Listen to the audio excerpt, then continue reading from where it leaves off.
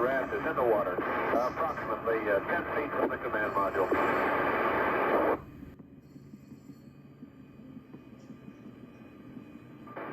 Two swimmers have the raft in hand and are swimming into the command module.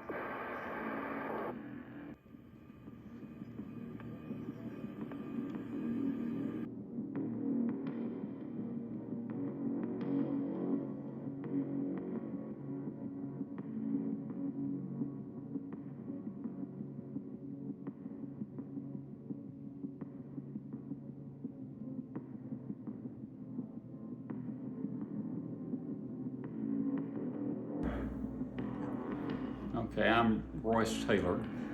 We're living on the farm where I was born in 1944. And when I turned 17, I was a senior in high school and I joined the Naval Reserve in Murfreesboro. We had a small Naval Reserve unit here. The commanding officer was Lieutenant Commander William Patterson, who had been a World War II Navy bomber pilot in the Pacific. And so we would meet on Monday nights, 4 nights a month, and our pay was very minimal, but it was we got paid once a quarter because there wasn't enough to pay you just once a month. So they paid us $45 every 3 months for seaman recruits back in those days. And so there were about 9 of us from our high school that joined the reserve. When we graduated from high school, we all went together to boot camp for 2 weeks at the Naval Great Lakes Center. And that was reserve boot camp. All the regular boot camp folks that were there for 8 weeks really did not like us because we were only going to be there for 2 weeks. So I got back from boot camp, and I had gotten an appointment to the Naval Academy from Senator Albert Gore, Sr. And so I was home for only about 2 weeks and then went to the Naval Academy for plebe summer in the summer of 1962. I was still 17. I didn't turn 18 until the end of the summer, at the end of plebe summer. I graduated from the Naval Academy, went on board a World War II destroyer, the USS De Haven, DD 727. It was home ported in Yokosuka, Japan. When I reported aboard, we went to Vietnam, and we did gunfire support for the Army in the southern part of Vietnam. We also did carrier duty off of Yankee Station for the bombings that were running into North Vietnam on occasion as well.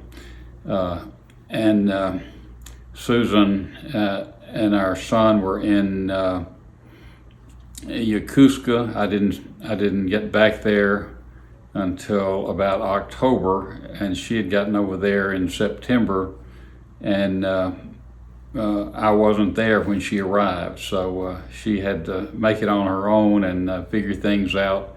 And I had rented a house, and she was able to find the house and get it furnished. And I got back in October, I think, and then we went back to Vietnam again on board the ship. So I spent quite a bit of time at sea.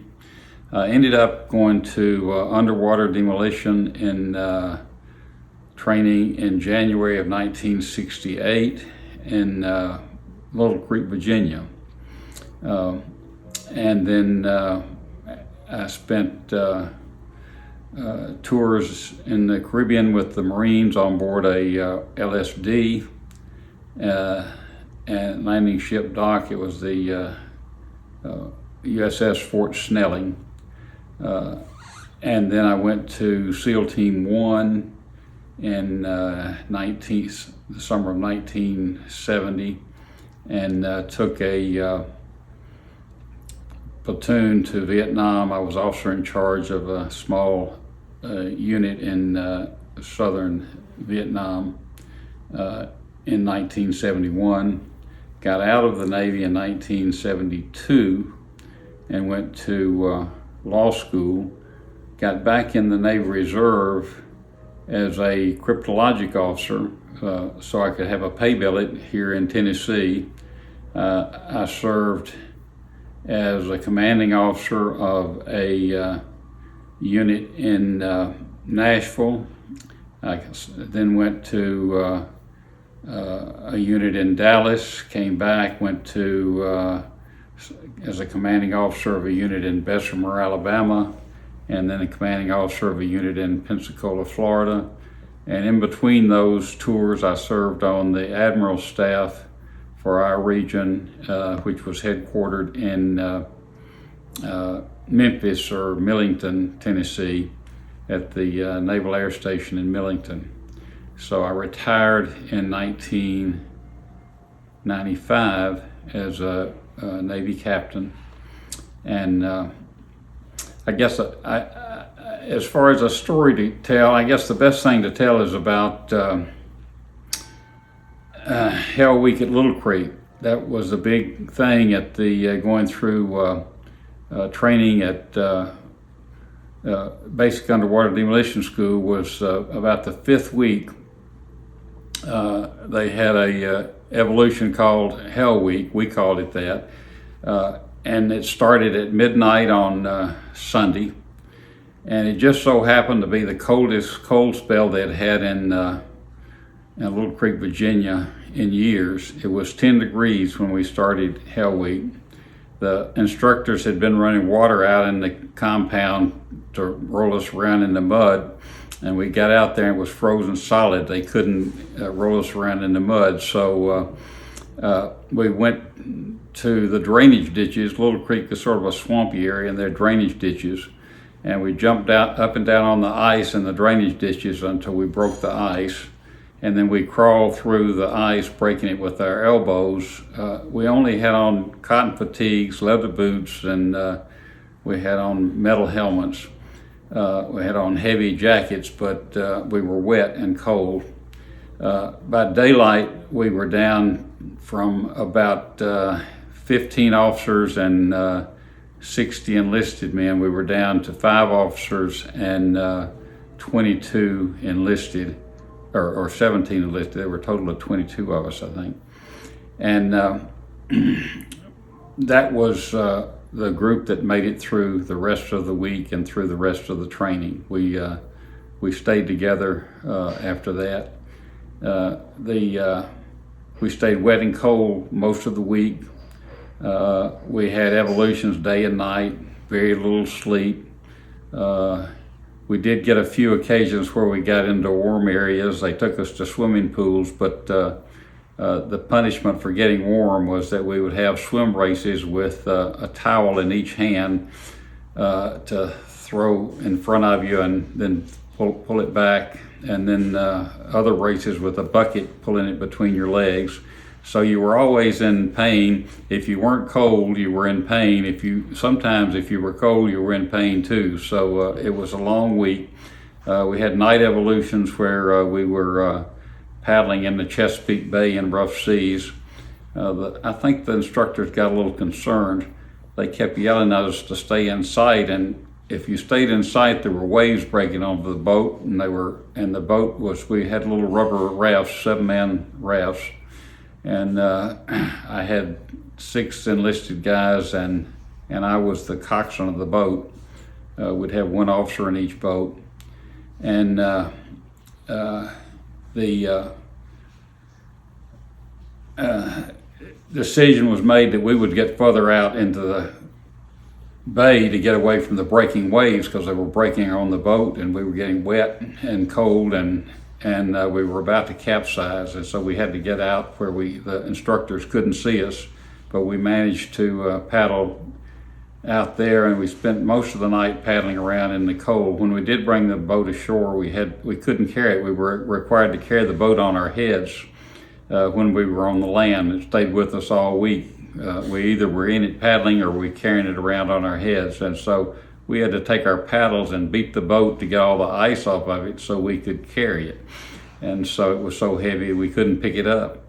So that was sort of extreme weather. I think the instructors finally began to feel a little sorry for us, and they were cold as well, but they weren't wet. So, but it did not get above freezing until Friday morning. And that was our big day. We celebrated Friday morning. They had us crawling around in muddy ditches, but we were celebrating because they were setting off TNT explosives all around us and throwing mud all over us. But that meant we were getting an extra $110 a month demolition pay. So that was a big deal for us to celebrate. And but I remember specifically they threw us some sea rations in the ditch for us to have breakfast. And there was a fella next to me who had just opened a can of fruit cocktail, which was the big item that everybody wanted to get. That was the best thing in all the sea rations, to get a can of fruit cocktail. And just as he got it opened and started to get the first spoonful, there was a yell, "Fire in the hole," and mud splattered over there, and at the top of his fruit cocktail was just filled with mud. He calmly spooned it out and finished eating his fruit cocktail. So that was the last day of our Hell Week.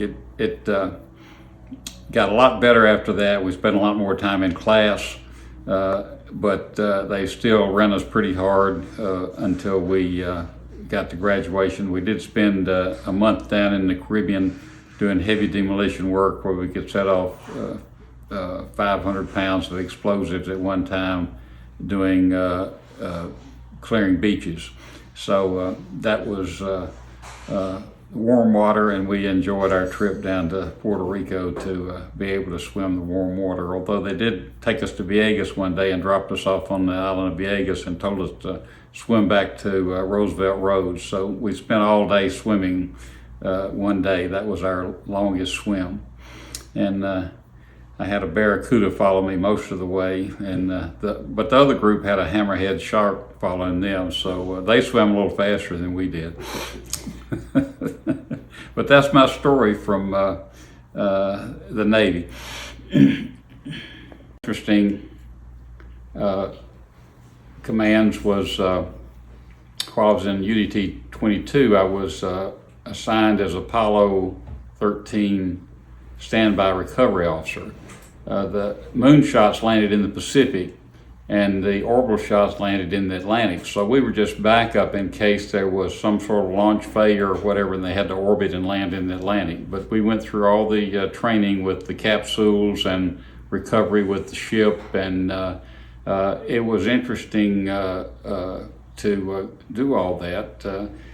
Our fastest swimmer would jump out of a helicopter with and we had to have scuba gear on because there were gases given off by the capsule when they maneuvered and things. So you had to have you couldn't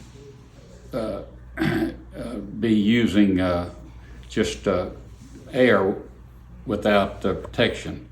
So we would the fastest swimmer would hook up a sea anchor to the capsule to keep it from blowing, because it was sort of like a cork. And if there's any wind, it was hard to catch. And then we would, the rest of us would come out of the helicopter with a inflatable collar to go around the capsule, and we would inflate that and stabilize the capsule, and it would give a platform then for the astronauts to stand on when they opened their door and came out, and then a basket would pick them up from a helicopter and take them to the ship.